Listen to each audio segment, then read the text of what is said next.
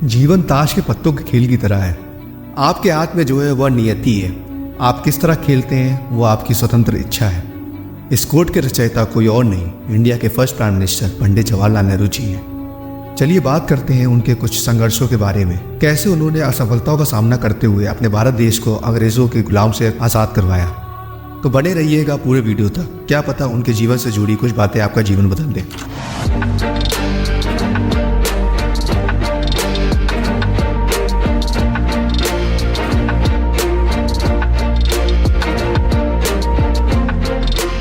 जवाहरलाल नेहरू जी का जन्म 14 नवंबर 1889 को इलाहाबाद में हुआ था। उनके पिता मोतीलाल नेहरू एक मशहूर वकील थे।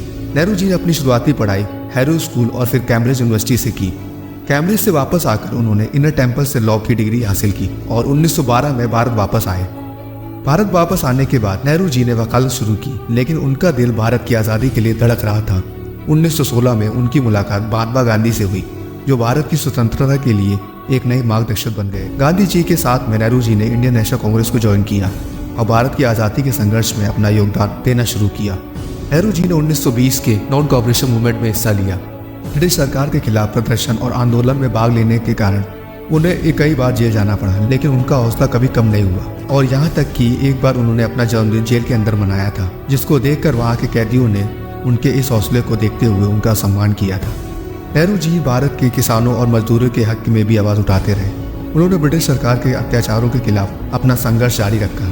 उन्होंने कई बार अपने परिवार और सुख सुविधाओं को त्याग दिया।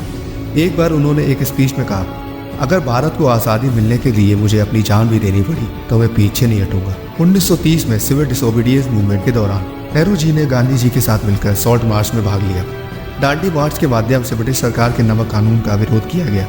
क्या आपको पता है कि इस मार्च में नेहरू जी के साथ हजारों लोग चल रहे थे और सभी के चेहरे पर एक ही सपना था, आज़ादी का। नेहरू जी इस आंदोलन के दौरान भी जेल गए, लेकिन उन्होंने अपना संघर्ष जारी रखा।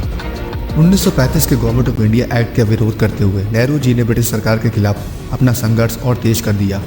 1942 में क्वाइट इंडिया मूवमेंट के समय नेहरू जी ने गांधी जी के साथ मिलकर ब्रिटिश सरकार के खिलाफ खुलेआम आवाज़ उठाई। उन्होंने अंग्रेज़ों भारत छोड़ो का नारा दिया। इस आंदोलन के दौरान भी उन्हें जेल भेजा गया, लेकिन उन्होंने अपनी लड़ाई जारी रखी। एक बार जेल में उन्होंने एक कविता लिखी जो बाद में जाकर बहुत प्रसिद्ध हुई। उस कविता में उन्होंने अपने सपनों का भारत का चित्रण किया था। नेहरू जी का सपना था एक आज़ाद भारत जहां सभी को समान अधिकार मिले। उन्होंने 1947 तक कई बार जेल यात्रा की, लेकिन उनका जोश और जुनून कभी कम नहीं हुआ। उन्होंने हमेशा गांधी जी के अहिंसा और सत्याग्रह के मार्ग पर चलकर भारत को आज़ादी दिलाने का सपना देखा। आखिरकार 15 अगस्त 1947 को भारत आज़ाद हुआ और नेहरू जी भारत के फर्स्ट प्राइम मिनिस्टर बने। उन्होंने अपनी ज़िंदगी भारत के निर्माण और उन्नति के लिए समर्पित कर दी। उन्होंने भारत को एक आधुनिक, सेकुलर और सामाजिक न्याय पर आधारित राष्ट्र बनाने का सपना देखा। उन्होंने भारत की इंडस्ट्रियल और टेक्नोलॉजी डेवलपमेंट पर जोर दिया। IITs, एम्स और बड़े बड़े डैम्स जैसे बाकरा नंगल डैम्स उनकी ही देन है। नेहरू जी का संघर्ष और उनकी कुर्बानियां हमेशा हमारे देश की यादों में जीवित रहेंगी। उनकी लीडरशिप ने भारत को एक मजबूत आधार दिया और आज हम जिस भारत में जी रहे हैं उसके डेवलपमेंट में उनका योगदान अविश्वसनीय है। ये थी जवाहरलाल नेहरू जी की संघर्ष की कहानी, जो हमें याद दिलाती है कि भारत की आज़ादी कितनी मेहनत और कुर्बानियों से मिली है। उनकी मेहनत और आज़ादी के लिए उनका जुनून हम सब के लिए एक प्रेरणा है। जय हिंद।